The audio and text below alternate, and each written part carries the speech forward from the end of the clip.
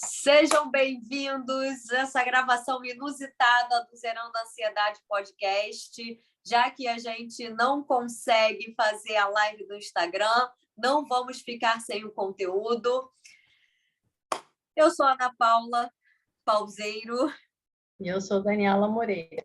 E hoje a gente está tentando gravar decisão e ação. Pois é, né? Pois é. E aí a gente tomou a decisão de partir para a ação. Já que não conseguimos de um jeito, vamos tentar de outro. O tema de hoje é decisão versus ação. E aí, é muito engraçado que a gente tentou já na terça, tentou na quinta e tal. E o subtema desse tema de decisão versus ação é o seguinte: uma escolha muda toda a sua vida.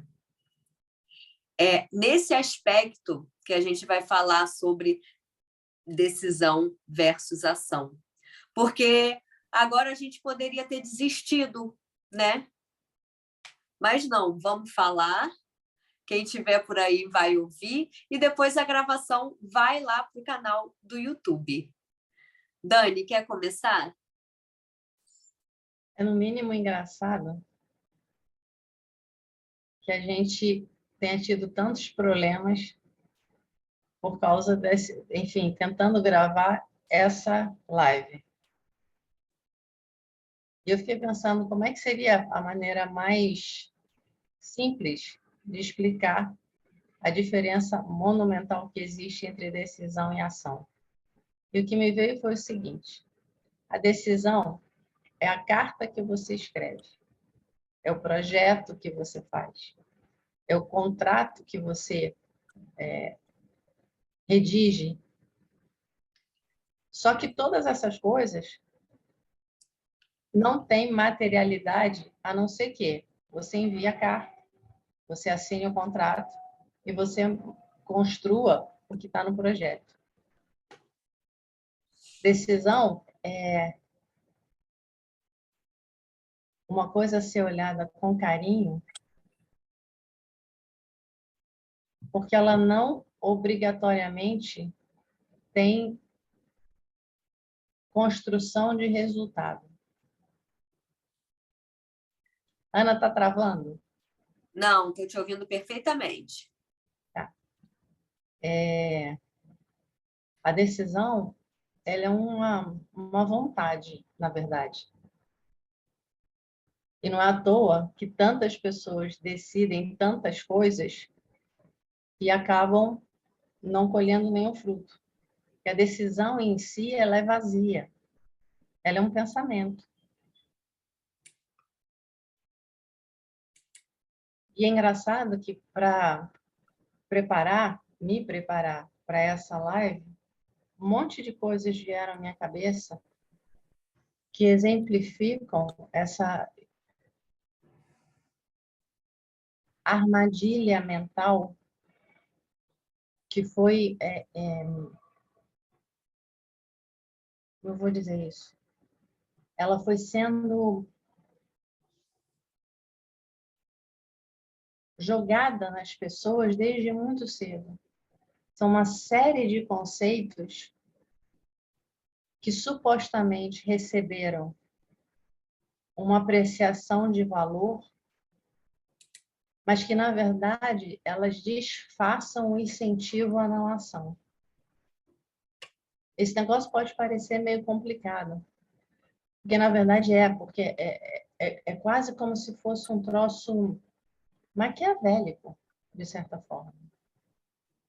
E durante essa semana, algumas coisas aconteceram com clientes se colocando isso, aquilo, que me veio um exemplo que eu acho muito bom. Quando você começa a pensar em termos de autoconhecimento, uma das coisas que surgem é a história de, mas isso é uma utopia. Como é que você vai chegar a esse ponto de consciência? A palavra utopia, ela é a justificativa, supostamente bem baseada, para te manter na inação. Assim como o ideal. Ambas te tiram do momento. Ambas te depreciam como indivíduo. E a decisão vai cair no mesmo lugar. Ah, eu decidi que vou emagrecer. Quantas pessoas decidiram isso e continuam no mesmo lugar?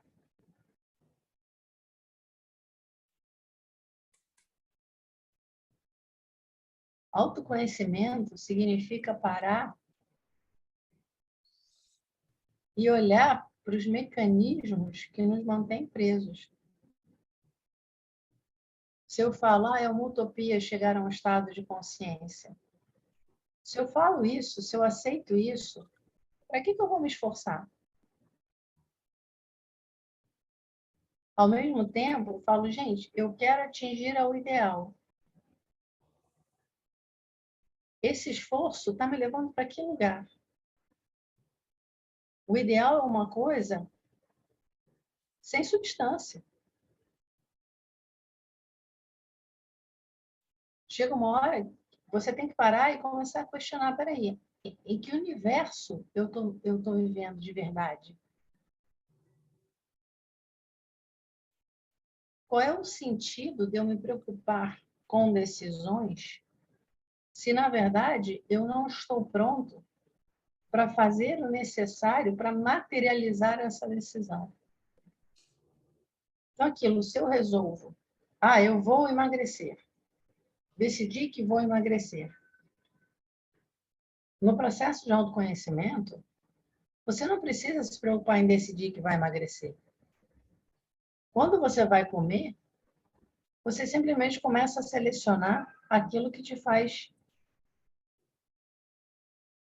estar nutrida sem estar acrescentando peso. Não é uma decisão de fato, é uma escolha, é uma ação, é uma materialização de um compromisso interno. E se você observar, isso acontece com uma frequência absurda. A vida, ela muda não a partir da decisão, ela muda a partir da expansão de consciência.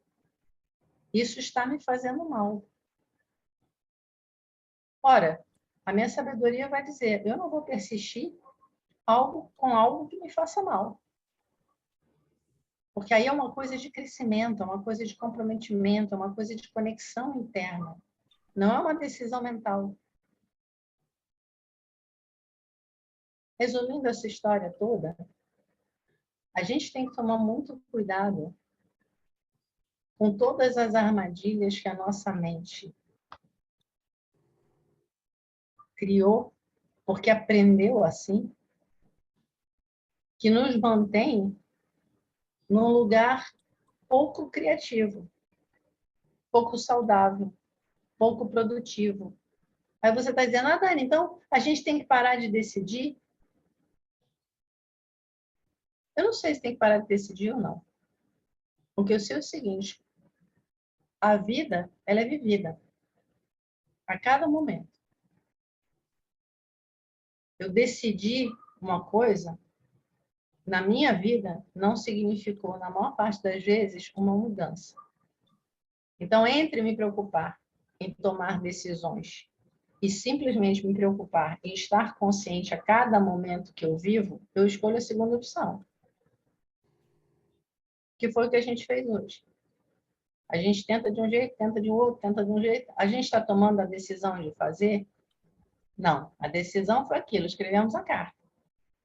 Mas estar consciente significa vamos buscar opções. Vamos ao movimento. Vamos à materialização do plano. Deu para entender, Ana? Porque para mim a sensação é que eu estou cortando, que não está fluindo o som. Não, deu para entender e o seu som não está cortando, não. Teve uma falhinha ou outra, assim, mas tá ok. É o seguinte, cada vez mais eu estou convencida de que o que leva a gente, não necessariamente onde a gente quer, porque a mente ela é muito traiçoeira no sentido de que eu quero isso, eu desejo isso para a minha vida, porque os nossos desejos, eles são baseados em crenças que talvez não sejam suas, que foram passadas a você de geração em geração e que talvez aquilo não seja mais verdade, como na maioria das vezes é. Então, a cada dia que passa, eu me convenço de que ter uma vida como todo mundo quer, que é uma vida com amor, com abundância, com prosperidade, uma vida que você tenha gratidão de acordar cada vez mais para ter uma vida dessa que você chegue, sei lá, é meio estranho falar isso, mas chegar lá no final e falar, eu vivi. Cada dia que passa o que te leva lá são as escolhas que você faz todos os dias. E aí, quando a gente fala de escolha, a gente não está falando da decisão. A gente está falando das atitudes. Um exemplo muito simples, simplório até, é o seguinte. Durante a primeira, eu li isso num livro, que eu não estou lembrando o nome, mas daqui a pouco eu lembro. Durante a Primeira Guerra Mundial, o exército americano teve um problema muito sério com os soldados, porque eles não tinham o hábito de escovar os dentes. Para a gente, isso é muito normal atualmente. Você acorda, escova os dentes, termina de almoçar, escova os dentes, vai antes de dormir, sei lá o quê, como que é seu hábito. Mas isso é muito natural. Atualmente é difícil você conceber uma pessoa de vida mediana, né? Porque existem casos e casos, mas normalmente é difícil você conceber que uma pessoa não escove os dentes nunca. E aí houve uma campanha lá dentro do exército e tal, porque o país estava perigando a perder a guerra por conta dos problemas dentários dos soldados.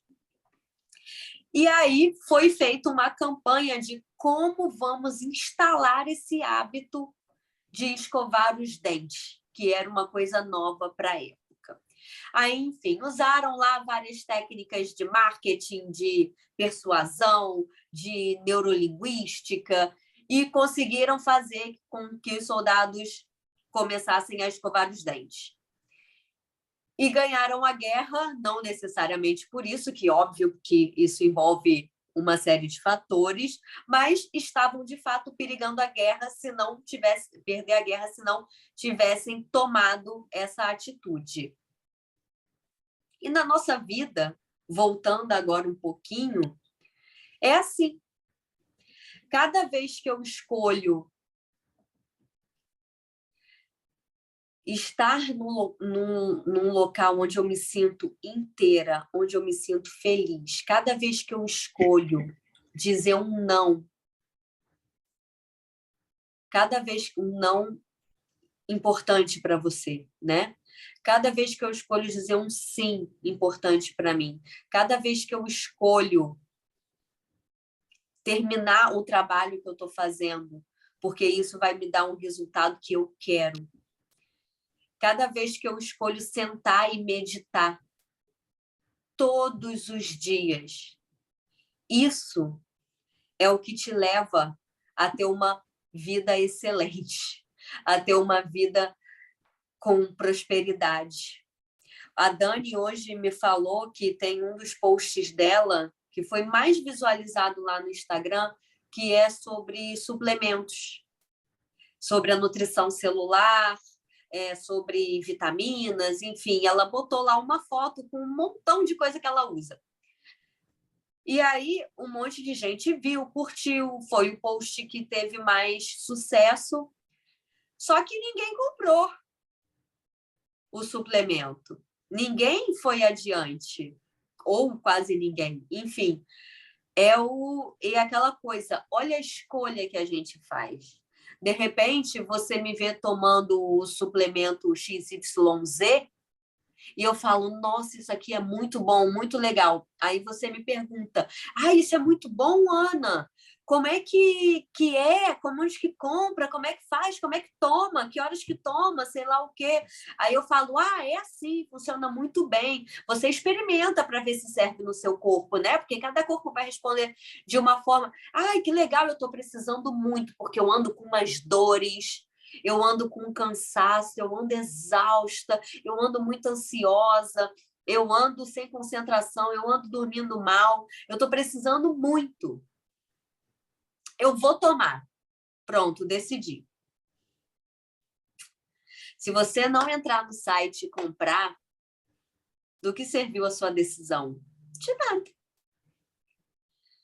Então, voltando, é exatamente isso. O que leva a gente para o lugar onde... É um clichê do caramba falar isso, mas o clichê é verdade por uma razão, né? Porque ele funciona. O que te leva a viver na tua melhor versão são as atitudes que você toma todos os dias. Todos os dias. Dani. Eu quero aproveitar um gancho, Ana, uma coisa engraçada. Quando as pessoas... A gente vai falar sobre relacionamento. E aí, óbvio, relacionamento, você vai falar de amor. E é muito engraçado porque amor virou uma coisa bizarra. As pessoas pensam em amor como apego, como ciúme, como desequilíbrio, dependência, enfim, todas essas coisas que você vê por aí. E eu estava pensando, em função da história da decisão, né? Por que é tão difícil a gente construir uma realidade realmente repleta de vida, de alegria, de paz, de força? Fiquei pensando, falei, gente, o que é isso? Por que é tão difícil chegar a esse lugar? E aí me dei conta de uma outra coisa. Porque falta amor. Aquilo, por exemplo, eu estou sabendo que meu corpo está com, sei lá, qualquer coisa, um desequilíbrio qualquer. E eu preciso tomar determinadas atitudes. Eu vou dizer, eu não consegui tomar as atitudes porque eu estou estressado, porque eu estou cansado, porque eu estou sem dinheiro, porque eu estou sem tempo, porque eu não pude, porque eu fui surpreendida por não sei o quê. Se você for resumir isso tudo, você vai dar de cara com a realidade que é o seguinte: você não se ama de verdade. Porque o amor, ele não é dependência, ele não é fraqueza, ele não é apego. Pensa bem, quando você ama, você está comprometido com a excelência. Quando você ama, você busca a melhor opção. Você é capaz de deixar de comer para comprar o remédio que vai salvar a vida do teu filho. Isso é amor. Você consegue fazer isso por ele. Se você fizesse por você, você não precisava decidir. Porque se você planta boas sementes, você vai colher bons frutos. Se eu me amo, a maneira como eu vou me tratar vai gerar uma ação encadeada. Porque a cada passo que eu dou, eu me elevo. O amor, ele é heróico. O amor, ele é a força. O amor é a criatividade. O amor é a saúde. Enquanto você não olhar para a falta de amor, você vai tentar compensar com a mente. Só que a gente esquece do que a gente vem falando constantemente. Eu decidi fazer isso, porque é racional, é lógico. Mas se eu tenho um ponto cego emocional, Quando eu tentar transformar isso em atitude, acontecem as coisas mais engraçadas. A começar, eu esqueci. Eu saio do meu quarto para ir para a cozinha tomar o remédio. No meio do caminho, esqueci. Aí fui fazer não sei o quê, fui arrumar o quarto do filho, fui não sei o que lá. Quando eu vi, estou tendo um treco porque não tomei o remédio. Isso é falta de amor. Isso é falta de consciência. Isso é falta de totalidade. Isso é falta de presença. Mas é aquilo. A gente tem uma sociedade dizendo: você precisa decidir. Você precisa decidir. Você precisa saber para onde você vai. Você precisa chegar em determinado lugar. Você tem que se sacrificar por isso ou por aquilo. Gente, nada disso respeita a tua individualidade, o teu tempo, o teu processo. Óbvio, tem coisas que a gente tem que fazer independente de qualquer coisa. Mas a grande parte do resto, ela é feita por falta de amor. Ela é aceita por falta de amor. E, consequentemente, consciência.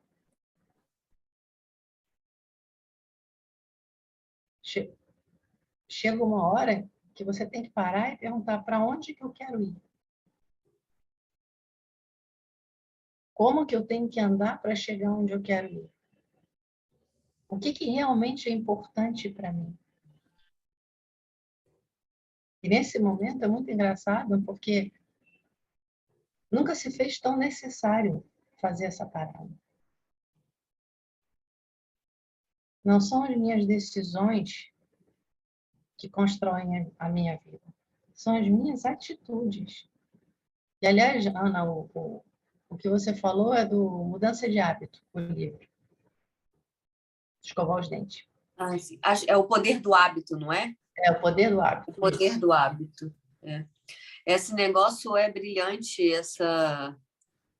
isso que você falou da falta de amor, porque ninguém olha para esse lugar. Todo mundo fala que se ama e fala. Só que nas atitudes fica Não muito tem. claro que não. Principalmente porque, como a gente, na semana dos relacionamentos saudáveis, a gente vai entrar a fundo nisso, mas agora a gente pode dar uma pincelada. Como que a gente chega nesse lugar?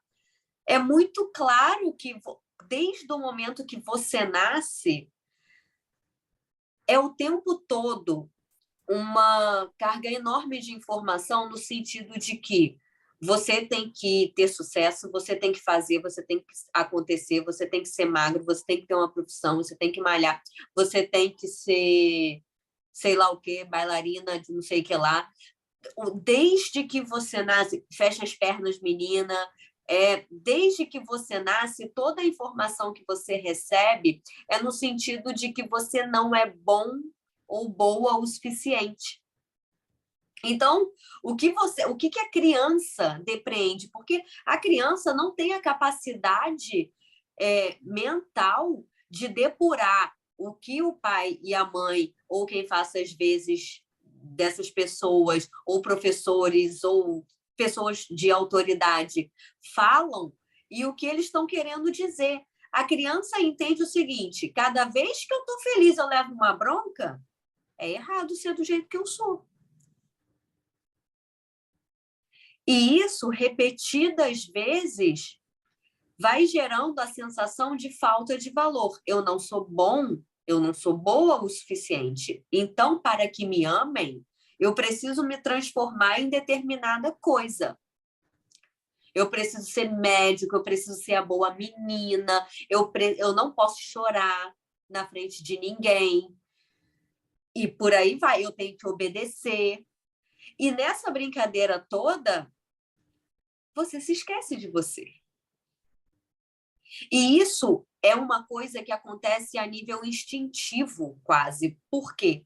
Para a criança, o amor é a decisão entre vida ou morte. Porque se a criança não tem amor, e isso a gente está falando de criancinha mesmo, pequenininha, 2 anos, 1 ano. Se a criança não tem amor, ela entende como abandono, e o abandono é a morte, porque um bebê não sabe, não tem a capacidade de se cuidar sozinho.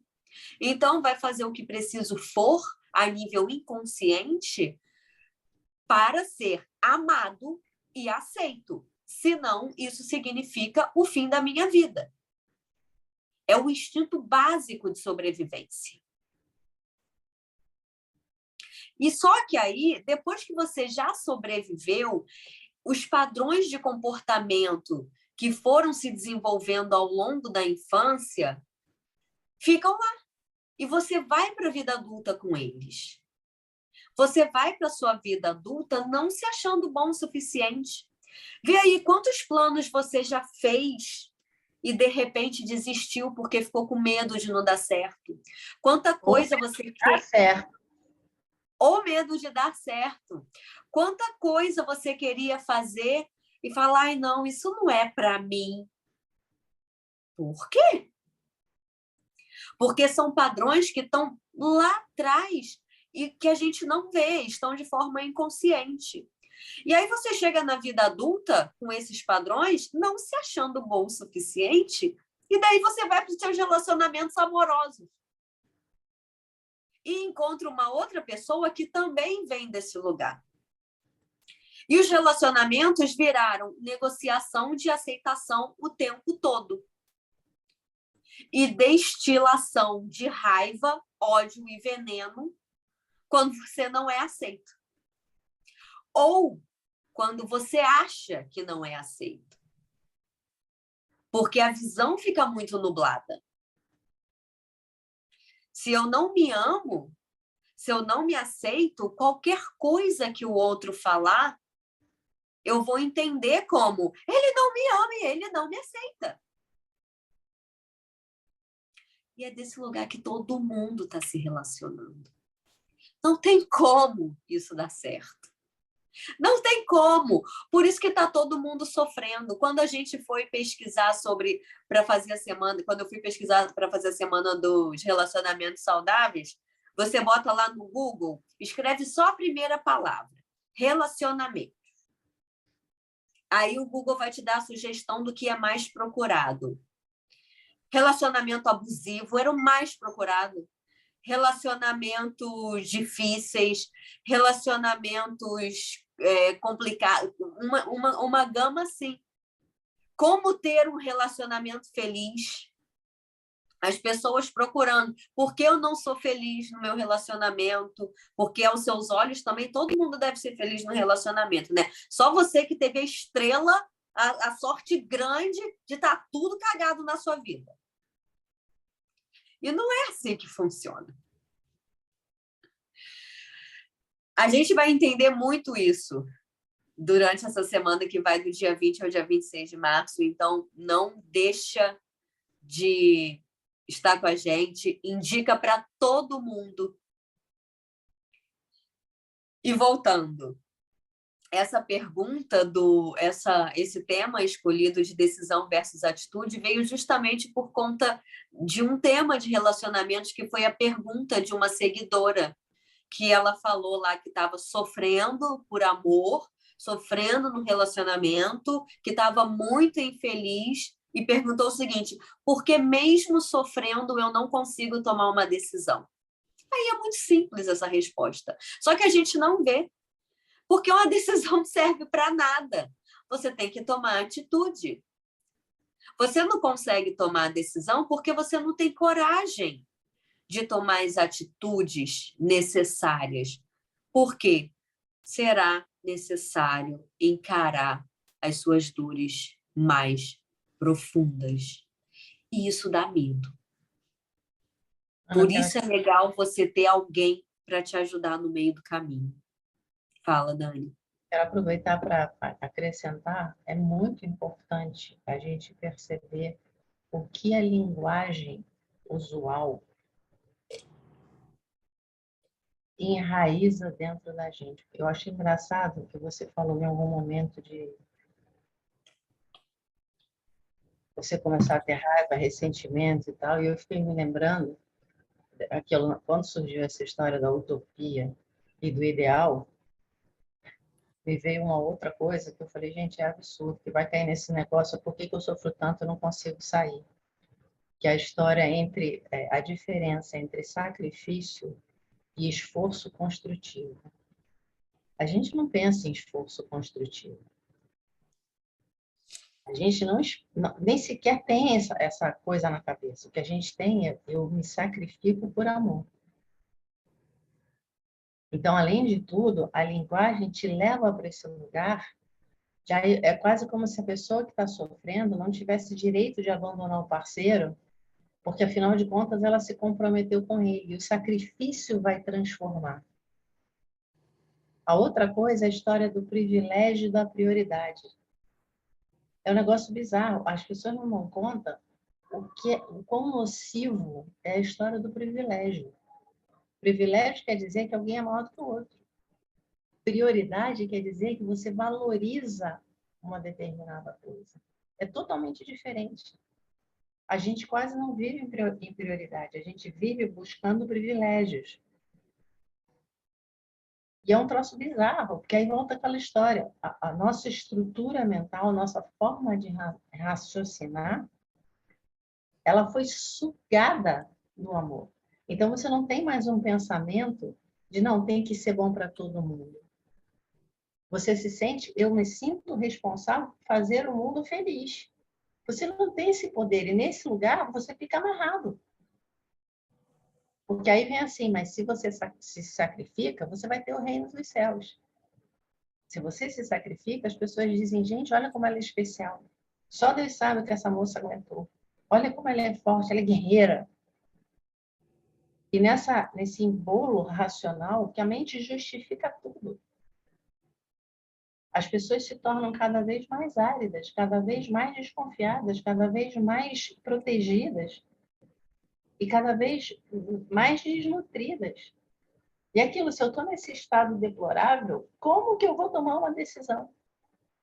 Porque aquilo, tomar uma decisão é assumir a responsabilidade de mudar uma atitude. Mas, pô, eu gastei toda a minha energia, eu mal consigo sobreviver. Vou mudar como?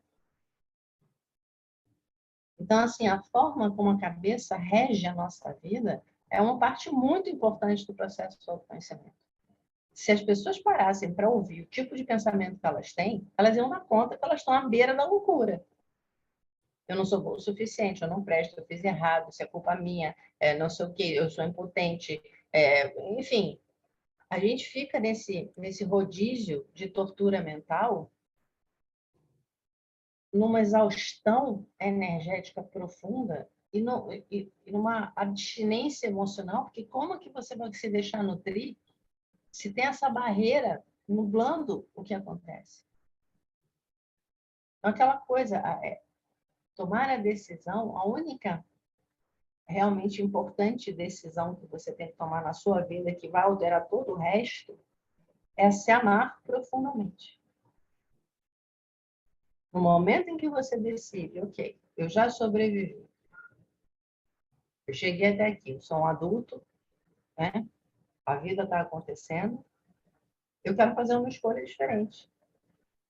Eu já sobrevivi. Então, como é que eu posso me amar melhor? Como é que eu posso trazer amor para a minha vida? E é muito engraçado, porque quando você fala nisso, em geral as pessoas pensam assim, não, mas ela vai virar egoísta, ela vai dar as costas para não sei quem, ela vai virar libertina, ou sei lá o quê. Você não dá conta que não tem nada a ver uma coisa com a outra. Você se amar melhor quer dizer que você vai entrar no pulso da vida, na regeneração, no crescimento, na evolução, na sabedoria, porque isso é a vida. E a gente sofre porque se fechou para essa pulsação. Mas aquilo, as nossas células não entendem esse discurso. As nossas células, elas ficam buscando a energia que está no campo ao nosso redor. As nossas células respondem às células das pessoas que chegam perto, porque tem uma vibração. Se você começa a abrir, o que era seco começa a fluir de novo. E aí aquilo, a decisão, na verdade, vira uma coisa óbvia. Eu não vou fazer isso porque isso prejudica a mim e a todos ao meu redor. Porque nós estamos todos conectados. Se eu faço uma coisa ruim, Eu pago esse preço também. Aquilo, se eu me torno uma assassina, não é só a pessoa que perdeu a vida.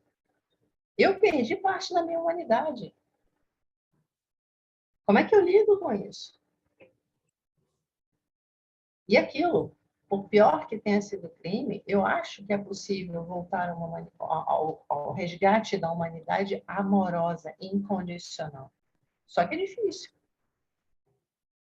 Porque aquilo, quando você causa, quanto maior o mal que você causou, mais doído é perceber a dor que você causou. E lidar com essa escuridão dentro de você. Mas para você conseguir transformar e chegar do outro lado, o único caminho é resgatar esse amor incondicional. Eu cometi um erro, mas eu não sou o erro. Agora, eu sou o responsável pelas consequências desse erro. E eu tenho que pagar por isso. Eu não tenho opção, porque esse processo não é um processo jurídico, não é um processo governamental. Esse processo acontece dentro de você. Se o cara não lida com a escuridão dele, ele vai se tornar cada vez mais doente. E não há ninguém que possa poupar ele disso. A gente tem que dar conta que o fora está mostrando o que está dentro. Enfim, definitivamente, primeiro a gente tem que olhar para a doença, que é esse mecanismo mental. A mente é uma ferramenta que deve ser usada como um computador. Tem determinadas somas que são absolutamente cansativas de fazer, né, no papel, então, de repente, você vai usar um computador. Agora, se você não consegue nem espirrar sem olhar para o computador, você vai acabar ficando desequilibrado. Então, tudo tem sua função. A mente é isso. A mente ela tem a função, ela é brilhante para determinadas coisas. Para a lógica, para a razão, para a busca de soluções práticas. Só que você tem que lembrar que a sua mente ela desenvolveu todo um tipo de proteção porque você aprendeu que emoção é um troço que te leva ao desequilíbrio. Então, você vai ter que lidar com ela. Você vai ter que estar atento às vezes que você vai começar a sentir e a mente vai dizer, perigo, perigo, corre para o outro lado. Porque se você correr para o outro lado, você continua com o teu coração fechado. Você continua nesse lugar estéril dentro de você. Até é engraçado, porque eu estava conversando com uma cliente outro dia a respeito de medo, ela falou, pô, eu estou cansada de pagar psicólogo para dizer para mim, enfrenta o medo. Gente, o psicólogo que diz enfrenta o medo, basicamente ele está dizendo, reprime o medo. Vai com medo naquela coisa de passa por cima e dane-se. Isso não é amor. Isso não é crescimento, isso não é cura.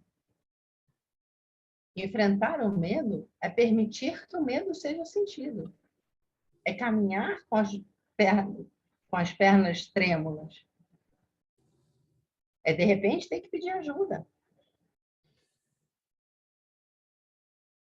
Esse tipo de coisa a gente precisa ver como um processo. Primeiro eu vou olhar na cabeça. Vamos dar uma ajeitada nisso aqui. Vamos dissociar um pouco. E em dissociando da mente, eu aprofundo a minha conexão emocional. Aí, ok. Estou começando a ficar mais confortável aqui, agora eu vou fortalecer meu corpo. Porque conforme eu vou fortalecendo um corpo mais conectado razão e emoção, mais saúde vai acontecendo, mais força, mais flexibilidade, mais silêncio. E o que acontece quando você desenvolve o silêncio? Que é a parte mais gostosa dessa história toda. Você dá conta que você viveu como se a vida fosse um livro assim, ó. Você não consegue enxergar nada, porque o livro está aqui.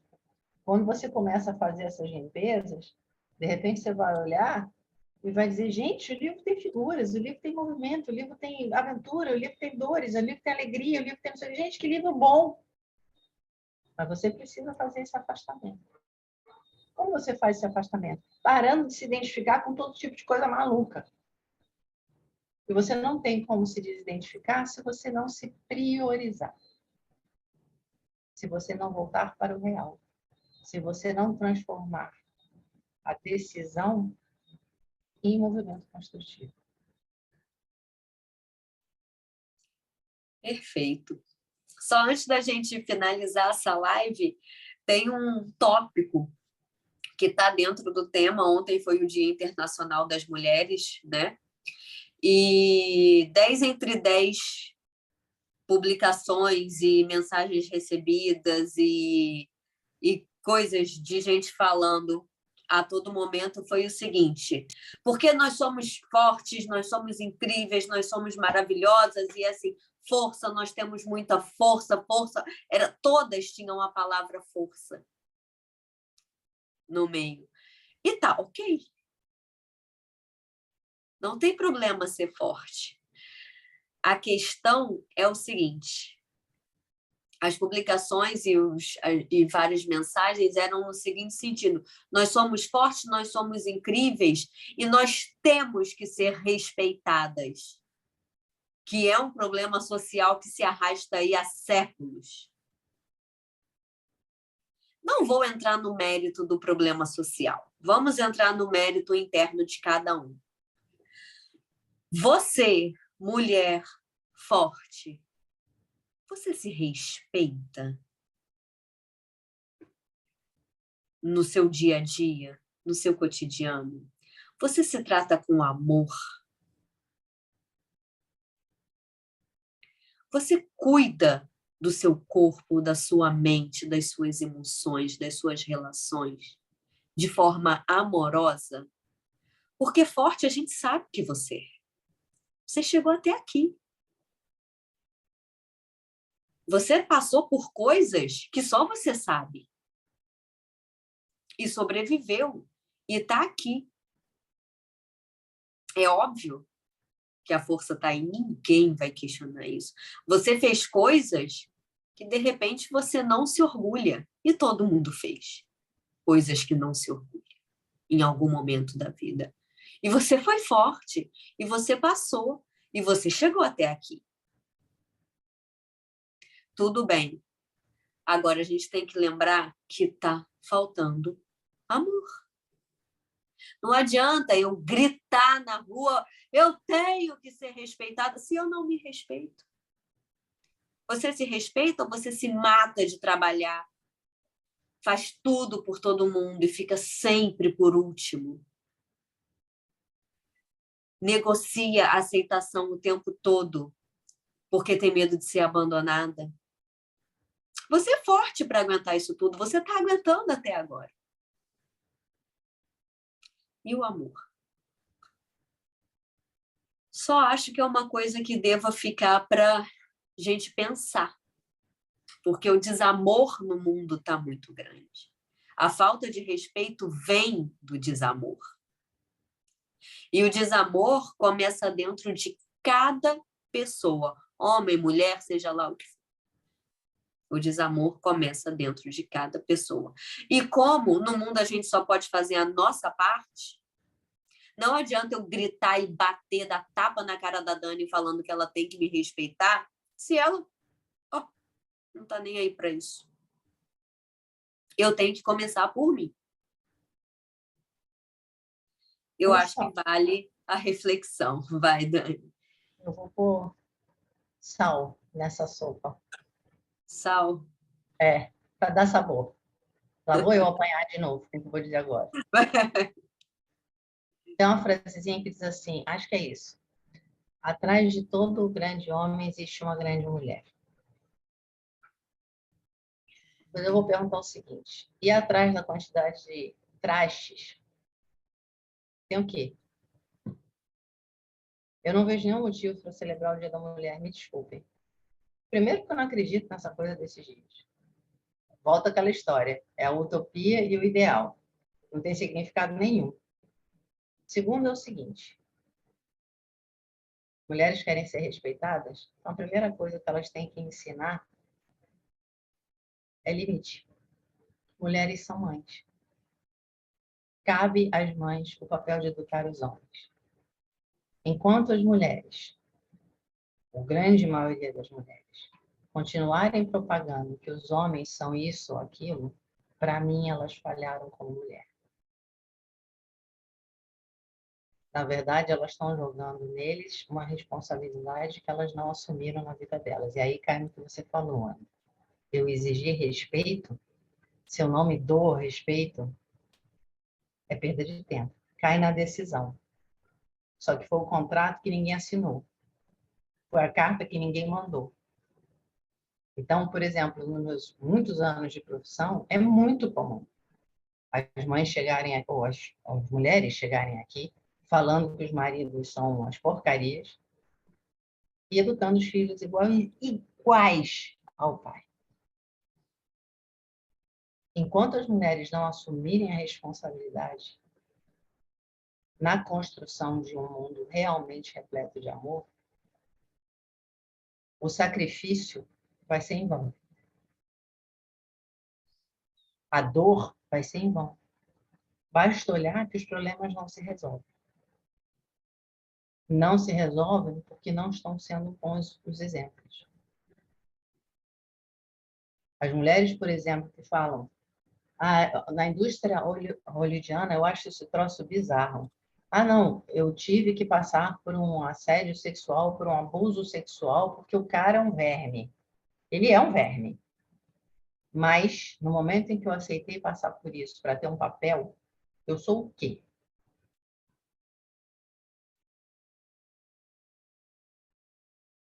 Essa responsabilidade tem que ser resgatada, porque é o seguinte, quando eu falo que a dor acontece dos dois lados, a pessoa que passou 20 anos calada para depois acusar, quando já estava num lugar superior, pagou 20 anos de sofrimento calando. Calando por quê? Porque ela sabe que se traiu. Ele foi um traste, mas ela se traiu. E mais, o fato das mulheres não se unirem em defesa das mulheres, apenas se unirem em agendas políticas, ainda torna tudo muito mais grave. Se as mulheres assumissem realmente a força do amor que elas são capazes de sentir, não a força da sobrevivência, porque isso não está nos levando para um bom caminho. Se elas assumissem a força do amor, o mundo mudava em 6 meses. Então, para mim, não há nada a celebrar. Na verdade, é uma vergonha que tem um dia para as mulheres. Eu vou celebrar muito o dia que tiver um dia da humanidade, sã e amorosa. E aquilo, eu sou mulher, eu me coloco nesse papel. E é engraçado que eu até falei com a Ana, eu já acordei numa tristeza imensa. E uma grande parte da minha tristeza é sentir a minha incompetência em compartilhar determinadas coisas que poderiam tornar a vida das pessoas que eu amo mais fáceis. Então, eu estou assumindo a responsabilidade, vendo a minha limitação e tentando encontrar uma forma criativa, porque berrar não resolve. Oprimir, obrigar, também não. Para eu conseguir melhorar e acrescentar a vida das pessoas, eu preciso descobrir um espaço de conexão que abra as portas de uma linguagem amorosa e compassiva, que seja possível de ouvir. Então, aquilo, eu estou assumindo a responsabilidade. No meu pequeno mundo, tem coisas que eu preciso desenvolver em mim para eu me sentir realmente plena nesse lugar de força amorosa. E eu acho que todo mundo devia fazer isso, especialmente as pessoas que têm filhos, homens. Até mulheres também, porque elas ensinam, elas perpetuam esse comportamento que elas reclamam há décadas. Ok, homem não pode ter assédio sexual, não pode fazer assédio? Ok, então você tem que arrumar um jeito de cortar o mal pela raiz. E não é calando durante 20 anos. E não é aceitando por esse ou por aquele motivo. E por aí vai. Enfim, desculpem o partilhar autêntico e desagradável, mas é o que eu penso. Ok, acho que por hoje Deu. deu, né? Galera, muito obrigada. Essa live fica salva no YouTube. Curtam, compartilhem, comentem, interajam conosco, perguntem, estamos aqui para isso. E um beijo e até a próxima. Tchau, gente. Tchau.